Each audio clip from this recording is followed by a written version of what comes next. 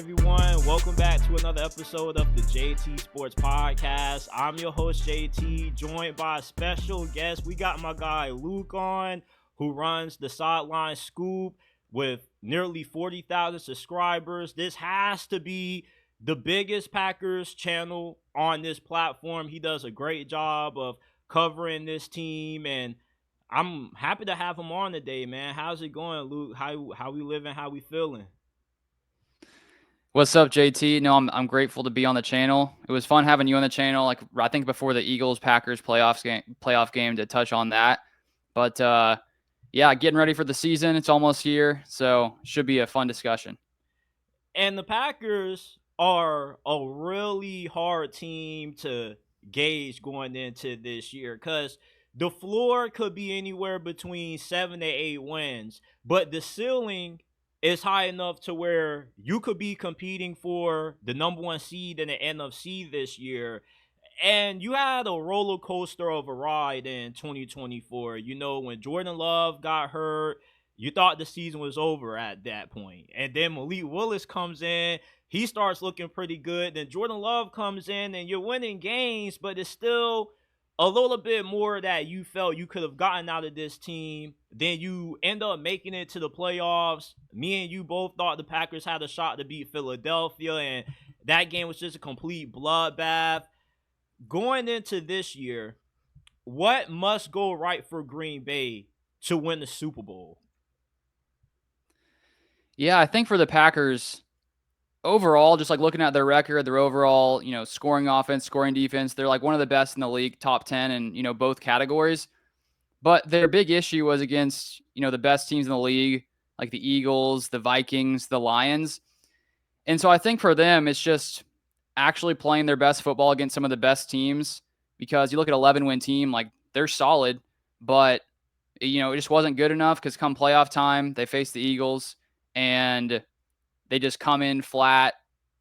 Jordan Love has like one of the worst games of his career, basically. And so I think, for them to go to the Super Bowl, I just think they have to get to that next level where they can actually get off to fast starts against some of these really good teams, because so many of those games, they just started off super, super slow. And then a lot of them, they almost came back there. A few of those, it was, I think 3 of the 4 Lions and Vikings games were within like 3 points. So it's not like they were getting blown out every single against these great teams. They were pretty close. But yeah, starting this year, it's like, okay, can they play well against these great teams? And at the end of the day, I think it comes down to Jordan Love, because, when you pay a guy $55 million per year, it's sort of like, okay, you have to sort of be the one to take this team to the next level. And I think if he, in that Eagles game, didn't play great, didn't make great decisions, if he can start playing like I really think he can, we've seen the upside he has, but if he can sort of string that together consistently come playoff time, that's when, the Packers have a chance at getting to a Super Bowl. So that's sort of my overall thoughts there. And Jordan Love is such a mysterious player because he's very hot and cold. When he came off that injury, he was struggling to take care of the football. His play was a little bit erratic at times. He can make a great 50-yard throw, and then the next play after, he'll throw a wide open wide receiver pass in the dirt. And the way he ended the regular season with no turnovers in, I believe, his last 4 or 5 games, you felt, okay, this is the Jordan Love that we saw in 2023 get hot in the second half of that year. He carried that momentum in the playoffs, and I was saying to myself, okay, so Jordan Love is one of those quarterbacks that saves his best football for the second half of the season. His last act is always his best act. Well, that was far from the case against the Philadelphia Eagles, and you probably could say that's the worst game that he's played as a starter up to this point. So this season, how good are you expecting Jordan Love to be? Because he did have a good amount of MVP hype during the preseason around this time last year. He does have a good offensive line, some very good wide receivers, and if he can stay healthy, maybe there is some upside there. What's your thoughts? Yeah, I think that it's just like comes down to the consistency. I think one of his issues is at times his accuracy can become like super erratic, and in some of those high pressure situations, like against the Eagles and a year prior, the divisional game when they lose to the Niners. It's like they, against the Niners in that playoff game, they were off to a fast start, and it sort of felt like, oh my gosh, are the Packers in Jordan Love's first year going to make the NFC Championship? And then things sort of went south in the second half. He throws like 2 picks in the final. I mean, one in the final corner, one of the final drives, and then one in the third quarter. And so it's really just being able to play well in those big games. And so far in the playoffs, he has that one insane game against the Cowboys where he literally, if he played like that all year, I mean, that's best quarterback in the league. Like, that's MVP. And so when I saw that his first year starting, I thought to myself, like, going into year 2, that's why I was super, super high. I was like, I think he can become like the best quarterback if he can play like that. But then, as you sort of said, he can be hot and cold at times. And so it's sort of that, we saw near the end of the year, barely any picks. And then the Eagles game, it's like all of a sudden 3 picks. And so that's like the fear. It's like, okay, the Packers could be really good the final stretch. And then it's like, okay, playoff time. Is he going to be able to put it together? I feel like that's a question for me now. But I do think those injuries were a major factor last year. Dealing with the MCL sprain, groin injury, it definitely affected his mobility. And I think with him being healthy, I think he really can be one of the best quarterbacks in the league. The big thing he has to figure out is the accuracy issues from time to time, because he has some of that. He loves to take risks. He loves to just put it out there. And it's that he has to find, when to take those risks and when to not force the issue. And so I think that if he can get better at that, that's where he becomes, top 3 quarterback in the league. And that's sort of the unknown right now, is can he do that? I think he can. It's hard to know if he will. It's sort of like we'll have to wait and see what the season brings. I do think Matthew Golden should help him out, but he definitely has MVP potential. He just has to be more consistent, be more accurate, and hopefully play better in playoff games. And you bring up Matthew Golden. Thanks for making the segue a lot easier for me. Normally, in the first round, you can expect the Packers to do one or two things, either take an offensive lineman or a defensive lineman. But this year, you guys switched it up. You guys took a wide receiver, a very good one at that. I felt Matthew Golden was the second best receiver in this class, right behind Travis Hunter. Very good route runner, dynamic after the catch. And it wasn't even surprising that the Packers took a receiver as talented as what Matthew Golden is. It's more surprising that you felt the need, you had to take one this high in the draft with how stat you already are at receiver. I mean, you got Romeo Doubs, Dontayvion Wicks. So what made the Packers feel like, okay, we need to go grab a guy like Matthew Golden in the first round? We need to get away from what we normally do, even though we already have a pretty good receiver room. Yeah, I was shocked when they picked Matthew Golden, just because they hadn't picked one. I think it's 2002. And so they've never been a team that values taking receivers round 1 overall. And I think it's for a good reason, because they found so much success taking guys, round 2, like Devontae Adams, to where it's like, okay, if you can find, if the scouts and, the front office is good enough at finding that talent in round 2, why would you use it in round 1? So I was almost thinking, it's like for years, Packers fans want a receiver just because I think that's like that's one of the more exciting draft picks, just because, I mean, right away, those guys can come in, especially nowadays, and put up some big numbers. So I was surprised to see it.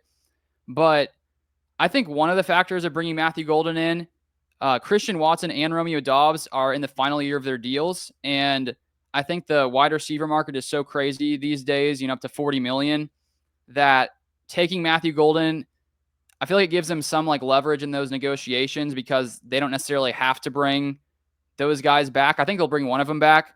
But I think they need to get a cheap contract, cheap wide receiver, where Matthew Golden, I think it's something like $4 million a year. Need to double check that, but it's super low for wide receiver. So if he comes in and plays as a top 15 receiver on that rookie deal, then, I mean, they can have him on that for a while. So I think that's one of the factors. And then the Packers did have a ton of drop issues last year, and that's an area where they need to clean that up a ton. And Matthew Golden seems to have some pretty solid hands and, tracks the ball down really well. So I think that he should give Jordan Love some more, a little, he should be able to, not have as many drop issues as some of these other guys had. So I think they wanted someone reliable in that regard. So it's going to be exciting to see how they use him because he's so fast. And I think one way, sort of the way that like the Dolphins use Tyreek Hill in those like pre-snap motions where he's like basically already at full speed before they snap the ball. He did a lot of that at Texas. So I feel like the Packers are going to try to utilize that. They love to use motion. So, I mean, I'm excited to see, what he can bring. And I feel like his talent should help Jordan Love as well. If you had to give a projection of what his rookie numbers will look like, what are you somewhat thinking? Yeah, that's a good question. It's tough in this Packers receiver room just because there's so many mouths to feed. So I'm trying to, thinking through that. It's like, okay, they got Tucker Kraft at tight end as well, who I think is really, really good, still sort of underrated overall.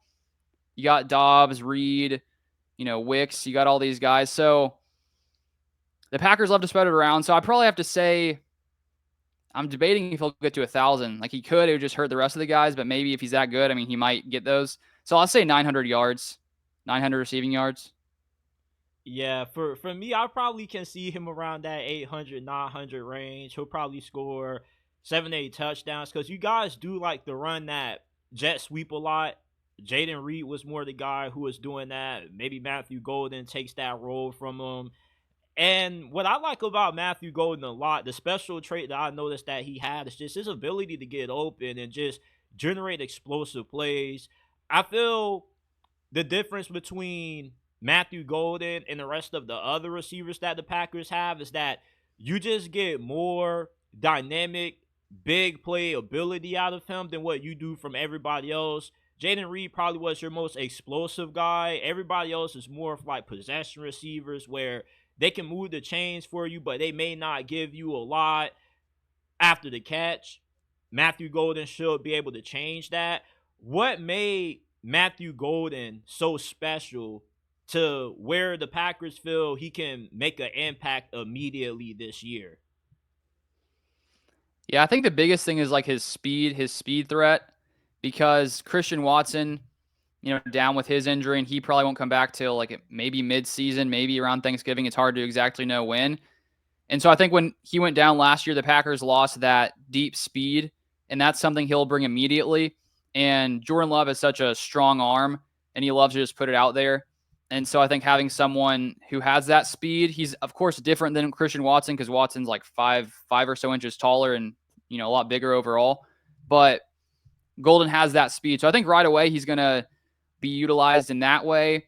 And Brian Gutekunst, Packers GM, after the draft was talking about him and shared like the reasons the Packers liked him. And one thing he said that was interesting was he talked about like on third down, they need a guy like he's the kind of guy who can get open super fast, like if they're, sort of playing up on him.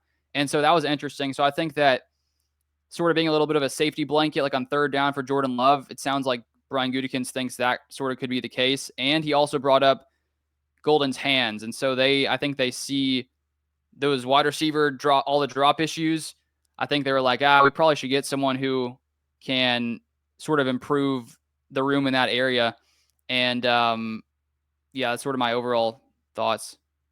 Everybody, if you haven't already, make sure that you hit that like button and subscribe. If not, your team starting quarterback is going to play like Anthony Richardson this year, and I don't think any of us want that to happen. So go ahead, like the video, subscribe. Also, subscribe to the Sideline Scoop by my guy Luke.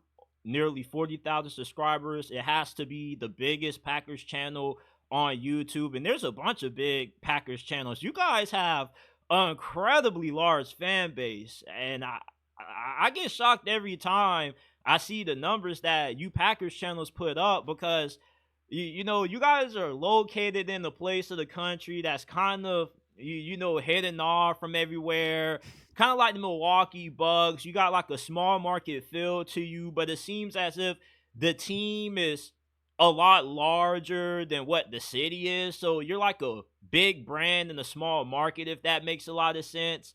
And what do you think makes the Packers fan base so special? Yeah, I feel like Packers fans overall are like super loyal. Like I grew up a Packers fan because my mom grew up in Wisconsin. So I live in Texas, but she grew up in Wisconsin, so raised me as a Packers fan. And I feel like I don't know. I guess there just seems to be a loyalty with Packers fans that I feel like super strong. And yeah, I mean, Packers fans show a lot of love, and there's a lot of Packers fans out there like all over the country. So And what's really unique about the Packers is that you guys don't really have an owner. You guys are owned by the community. So you pretty much are ran and operated by the fans. How really does that work? Because I saw something that says that anybody can really purchase a stake in the Packers. So if I wanted to purchase a little bit of the Packers ownership, would I have a say in who's the new head coach? If they want to get rid of Matt LaFleur or who they should draft? Like how does it work getting the stock of the Packers, and what necessarily are you able to do with the small stake of ownership that you have? yeah, that's a good question. I am a part owner of the Packers, so that's pretty cool. Unfortunately, they haven't asked me my opinions on the team at this point. Still waiting on that email, but yeah, basically, I'm you. So when they have different times where they've sold stock in the past, so you can't just buy it at any time or become an owner anytime. There's like specific times, and it's happened twice. That's why I did it twice just for fun. But you do get to go to the shareholders meeting or have the ability. I probably will go at some point in the future, but you also can vote on some things, because I remember getting in the mail once. It was like voting on the board or something like that. I can't remember it. I was supposed to vote on something, or I could have, but I was like, I don't know. I'm not sure about this. So there are a few different perks, but yeah, I don't get to make any decisions, unfortunately. How did the Packers even become ran by the community? How were they the only franchise able to avoid being owned by just one entity? That's a great question. I honestly need to brush up on my history a little bit there. I've read about it in the past. I can't remember the exact way, like why that happened that way instead of the others. I bet some Packers fans will probably be able to say it in the comments, but it is pretty fascinating because I think there are certain aspects where it's better, I think, to not have one owner, just because, you know, it's sort of, if you're the owner, I mean, just, like Jerry Jones, for example, could one day go, hey, let's do this. And they just do it. Where here, it's like there's so many different pieces. So I feel like it sort of reins it in a little bit. But at times, it could be nice to have an owner who says, like, no, you have to go get this free agent right now, where the Packers are a lot less likely to make some of those kind of trades at times. And maybe if they had an owner who was a little more emotional, it'd be like, no, we're trading for this guy. So it probably helps them overall. Yeah, because I mean, some of these owners can go off the deep end. Like they just go all over the place. They'll force the coach and the GM to get players that nobody wants. And yeah, maybe it's a good thing that the Packers are ran by the community. Maybe that's why you guys have been one of the more consistently successful franchises in the league. Because as a Steelers fan, I've been going back and forth with people this offseason about possibly rebuilding. And I keep telling everybody, you don't need to rebuild to get a franchise quarterback. You don't need to rebuild to be able to compete for a Super Bowl. And I use the Packers as a prime example. I think that you guys are one of the best examples in sports of what consistency looks like with a franchise that is rooted in a bunch of history. Because when you think of the Green Bay Packers, of course, you think about Vince Lombardi. The Super Bowl trophy is named after him for a reason. And there's just so much prestige around Lambeau Field. It just has a special aura around it. So it's just, when I think about the Packers, I just think about an awesome fan base that's really passionate, and the ownership that, although it is a little bit weird how it's ran with no top guy, I just think that it's a large reason for you guys' success. Now, last season, you guys won 11 games and made it to the playoffs.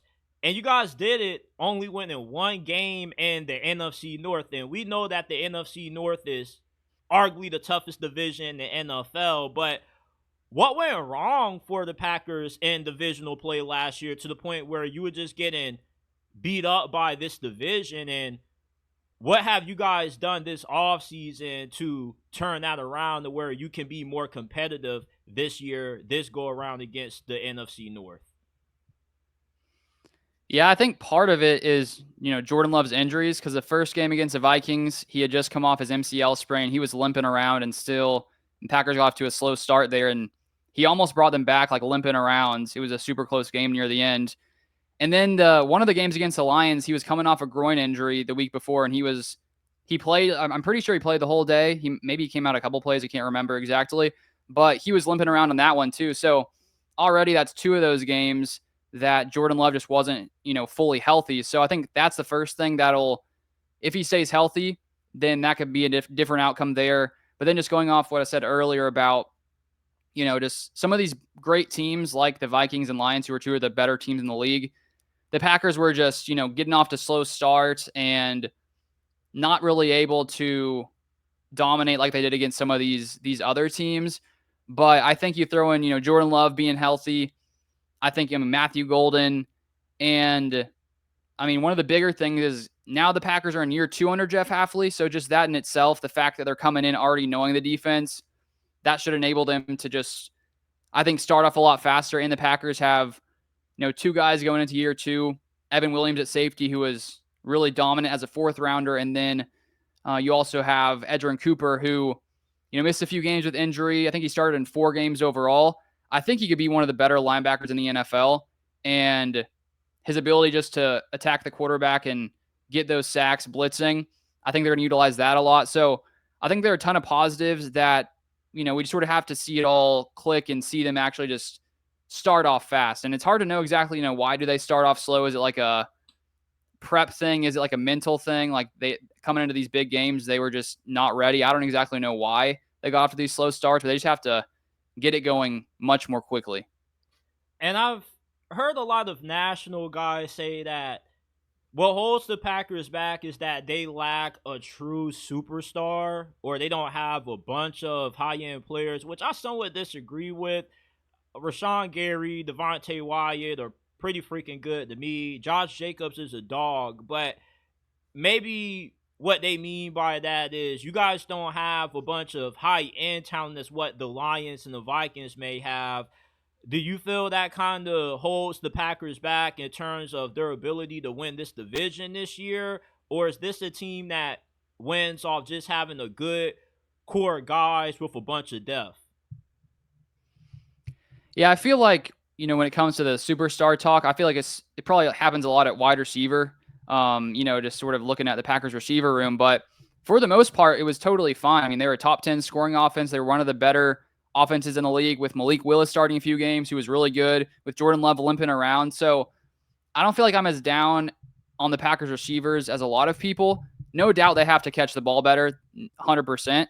But, this is a top 10 offense with an injured quarterback who missed some games. It's not all on his injuries, but that was part of it. So I think that the Packers' ability to spread the ball around is super huge. And, I think adding Golden, I think he could sort of be that guy, at least, being a first rounder, that could really take things to the next level. So I do think the Packers have a ton of depth, and I do think they have some solid studs, like Josh Jacobs, Xavier McKinney. So I feel like they have a balance, just maybe not at receiver when it comes to people's overall opinion, like, oh, Devontae or someone like that.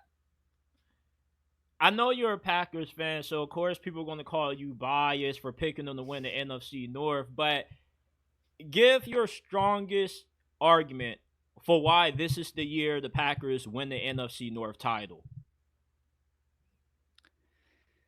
Yeah, I'd probably say that, we saw a lot of great things from them last year, winning 11 games. I think that the Lions, looking at the different team situations, the Lions lose, their coordinators. So that's sort of up in the air. That's massive to lose, your coordinators. And then I think the Bears will be better, no doubt, but I still have a lot of questions about the Bears. And the Vikings, you have J.J. McCarthy, who I think could be a solid QB. There's just that uncertainty. So I think there is a little bit of uncertainty with these other teams. And I just think that Jordan Love's going to get better and better. Just the more time in the league, the more time to develop as a quarterback mentally, reading the defenses, sort of figuring things out. And Matt LaFleur, Jordan Love have been together for a while now.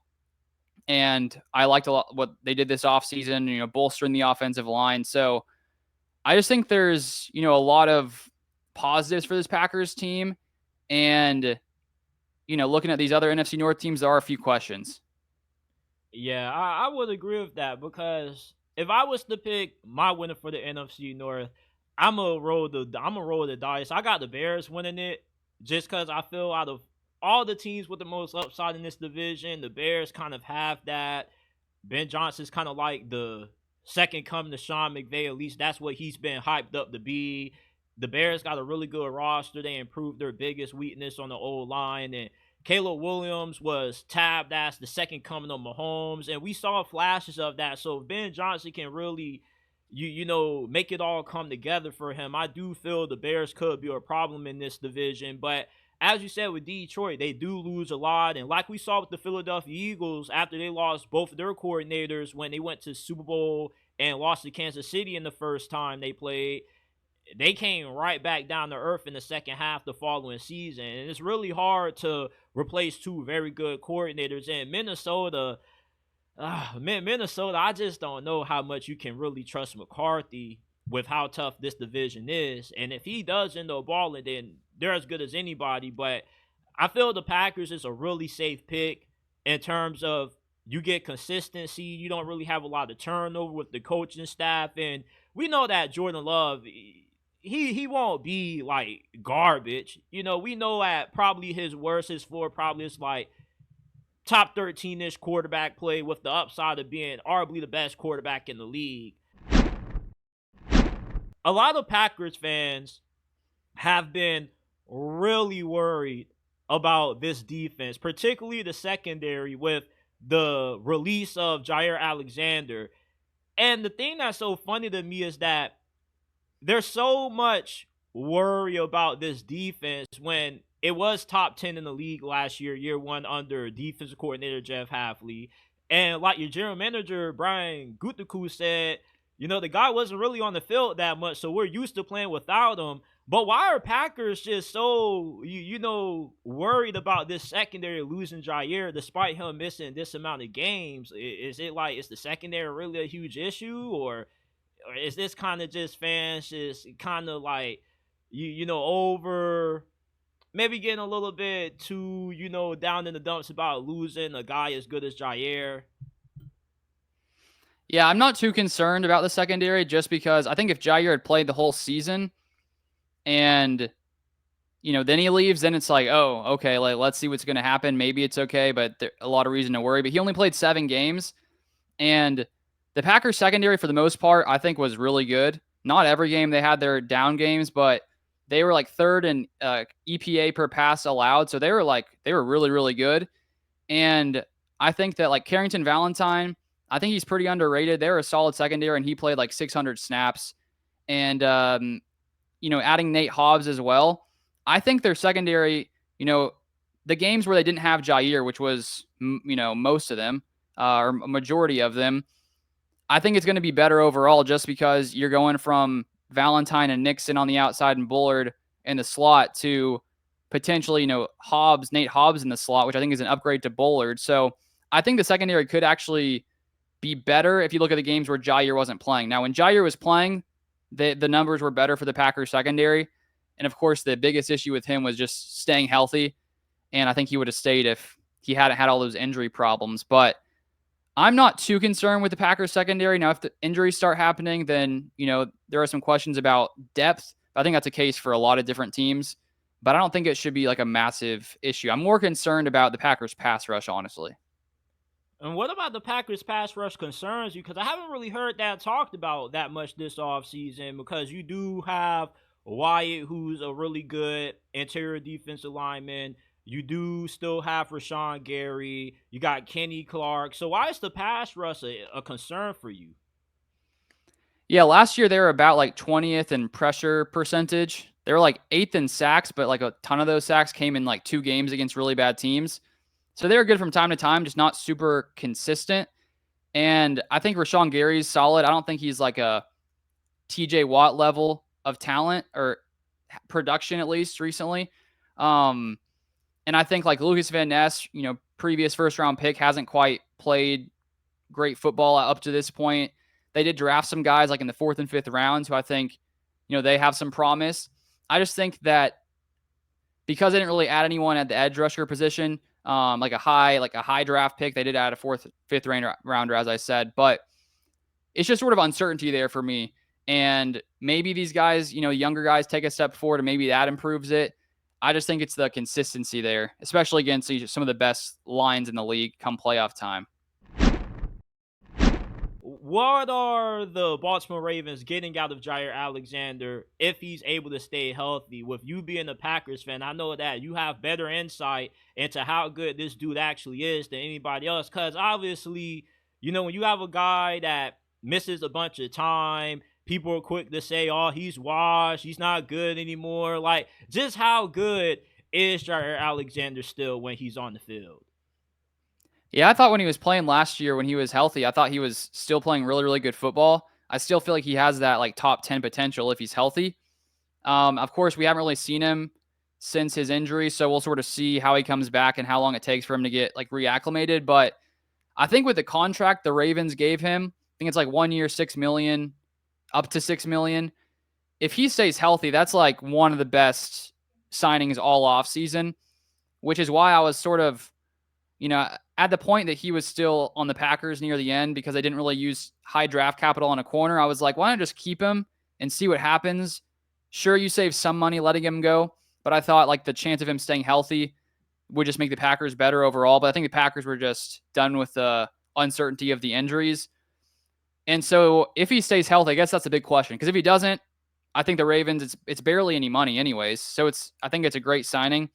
And Jaire's dad had gone on public and said that if the Packers had offered the same deal, he would have stayed in Green Bay. So they didn't really even offer that, which I was sort of surprised. I thought they'd at least offer that, but I think that shows that they were just sort of ready to part ways. But the Ravens secondary should be very, very stacked.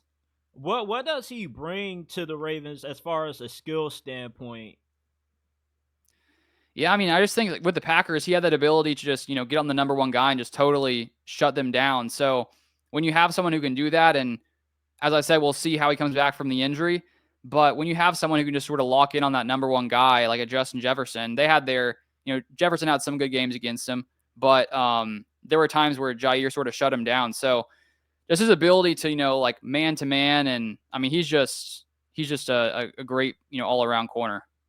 And why is it that Jaire Alexander has been so injury prone? Is it a little bit on the Packers medical staff, or is it just bad injury luck? Because the thing about Jaire is like he'll have 2 injury riddled seasons, and then he'll have a fully healthy season after that, and then he'll be right back to being injured again. So what is it with this dude? Does he just have like, is it just weak muscles or something like that, or is it a little bit of both the medical staff and him? Because it's just really weird that a guy struggles to stay on the field as much as what Jaire does. Yeah, honestly, I have no clue what it is with the injuries. I don't know if it's just, unfortunate luck. It's hard to know, why some guys get injured more than others. Maybe, I don't know if I assume he trains hard and things like that. I don't think it's like him not putting in the work. I feel like, most NFL players are taking care of their bodies. It's just, sometimes it's just, you don't know why, it just happens to happen. So he's had a ton of bad injury luck, and I mean, I honestly, I'm rooting for him still. I want to see him stay healthy, and so hopefully he can with the Ravens. You guys signed Isaiah Simmons, and there's so much fascination with him because he's a former top 10 pick. When he was coming out of Clemson, the guy played 4 different positions. He played slot corner, linebacker, edge rusher, safety, and unfortunately, up to this point in his career, he has struggled to really find a stand place on any franchise because the Cardinals and the Giants, they've moved him between linebacker and safety, and they've been unable to get the most out of him. Can the Packers finally solve the Isaiah Simmons mystery? Is there a role on this defense where we could see Isaiah Simmons starting this year and playing some of his best football? Because the talent's there. I thought, hell, if you can play 4 different positions, it's impossible for you to be a bust. You got to be great at least one of them. Like, can Jeff Hafley soak some juice out of him? I mean, I think there's a chance. I heard one of his interviews with the Packers, or one of the like press conferences since he's been in Green Bay. He was talking about how the Packers are sort of allowing him to learn just one position. And so it seems like right now he's mainly focused on linebacker. And it almost sounds like, maybe because he had that ability, like people thought he could play everything. They never gave him an opportunity to sort of focus on one thing. So he was sort of trying too many things, and then maybe that's why he didn't find that success.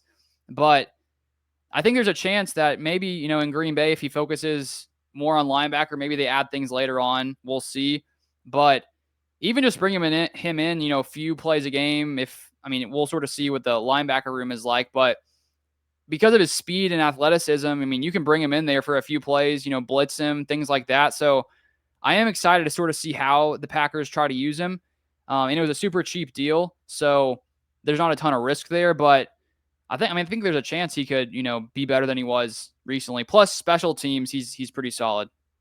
Does he have a chance to maybe win a starting job in training camp in the preseason, or are those already locked up? If I had to guess, I'd probably say no. The Packers have Quay Walker, who they seem super high on. It sounds like they're going to want to give him a contract sometime soon. And then Edgerrin Cooper has been great as well. And then they brought back Isaiah McDuffie. I think it was for like $5 or $6 million. So if I had to guess, I would say he doesn't start right away. But you never know what could happen come training camp. Maybe he starts like looking insane. And then of course at that point, maybe you debate trying him out. But I would guess no at this point.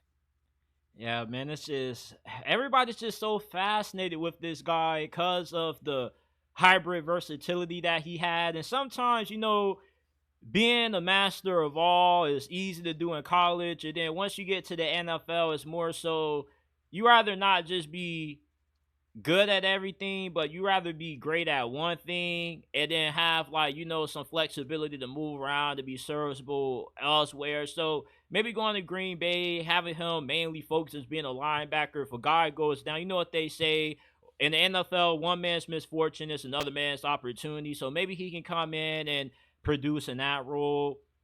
The last thing I want to ask you before we get you up on out of here, make sure that you guys go ahead, like, subscribe if you haven't already. If you're listening on podcasting platforms, give us a 5-star review. Share this episode with your friends, family members, and acquaintances. And remember, don't forget to tell everybody about JT Sports, because listen, if you don't, man, your quarterback's going to end up playing like Anthony Richardson, and you guys do not want your quarterback playing that badly. And make sure that you guys go ahead and subscribe to my guy Luke's channel, Sideline Scoop, the biggest Packers podcast, he does have a podcast now. He just said he's starting one up. But make sure that you guys go ahead, check him out. We'll have the links to his channel and his podcast feed in the description and comment section below. Brett Favre and Aaron Rodgers, two of the most iconic Green Bay Packers ever. And it gets debated who's the best between the two. Is it Aaron, the bad man, one of the most talented quarterbacks ever? Or is it Brett Favre, one of the greatest gunslingers, one of the greatest risk takers that we've seen play in the National Football League? Who would you say is the better of the two? I'd probably say overall talent, I'd probably go with Aaron Rodgers. I just think it's hard I think he's the most talented quarterback ever. So just his accuracy, his touchdown interception ratio is just, I don't think anyone's ever going to replicate what he was able to do in that way. But at the same time, it's they both won a Super Bowl. They both won a ton of MVPs. So I think it just shows that you can do it in two different kind of ways and still find a similar level of success. And I think with Favre, sort of that gunslinger, Jordan Love definitely has some of that in him. I feel hopefully he can rein it in a little bit at times. But they're both, all-time great. So it's not a huge discrepancy, but I'd probably say Rodgers' talent overall. Yeah, because I heard Colin Cowherd say that if Matthew Stafford wins another Super Bowl, then he'll become better all the time than Aaron Rodgers. I just found that take to be a little bit out there because, as good as what Matthew Stafford has been with the Rams, let's not forget about what he was in Detroit. A very good player, but never really got recognized for how good he was. Aaron Rodgers was running this division. And if you're going to say that Stafford is better all time than Aaron, you're essentially saying that Brett Favre may not even be a top 10 quarterback all the time. And when it comes to the top 10 quarterback discussion, you normally hear Aaron Rodgers being somewhere top 3, top 5. Brett Favre is probably somewhere 8, 7. Maybe some people have from outside looking into the top 10. But I agree with you. I'll go with Aaron Rodgers as well. I just feel Aaron Rodgers, as far as just throwing the football, one of the best pure passers ever in this game. With how effortlessly he was able to throw the football downfield, just with how he was able to be so nimble, avoiding pressure. And he carried a lot of those Packers teams after that Super Bowl run that didn't have great defenses. I'll never forget when he said, we're going to run the table, took them all the way to the NFC Championship. He should have won MVP that year because that's the definition of what it means to be the most valuable player in the league. And at the same time, it's kind of like Brett Favre was great too. But I feel there is a little bit of a gap between Aaron Rodgers and Brett Favre somewhat, just because I felt Brett Favre, when he had those down years, it was kind of like, but it's like a down year for Aaron Rodgers, still was MVP caliber. And even then, the guy threw 28 touchdowns, 11 interceptions last year, and that gets you called washed.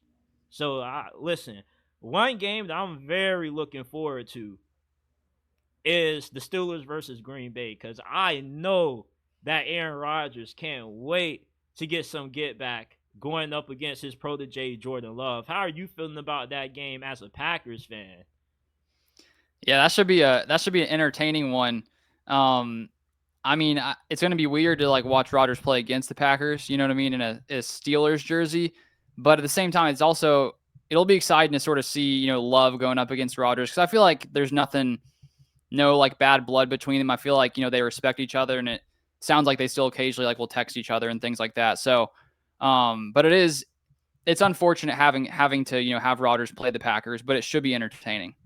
Yeah, I can't wait for that game. Not only do you got Jordan Love versus Aaron Rodgers, somewhat the student versus the master, but you also got two of the most tradition-rich franchises going at it, and we don't really see the Steelers and the Packers play that often, so I'm hoping that it's a very good game. Everybody, this is my guy Luke. Make sure that you guys go ahead and subscribe to his channel. We will have the link to the Sideline Scoop in the comment section below. Make sure that you like this video and subscribe. And Luke, we appreciate you for coming on. And if there's anything that you want to say, shameless plug, you're welcome to plug it in. Any last thoughts that you have before we let you go on up on out of here? Yeah, I appreciate you reaching out and us having this Packers discussion. And I love your channel. I love, your all your NFL talk, college football talk. So make sure you guys subscribe to JT.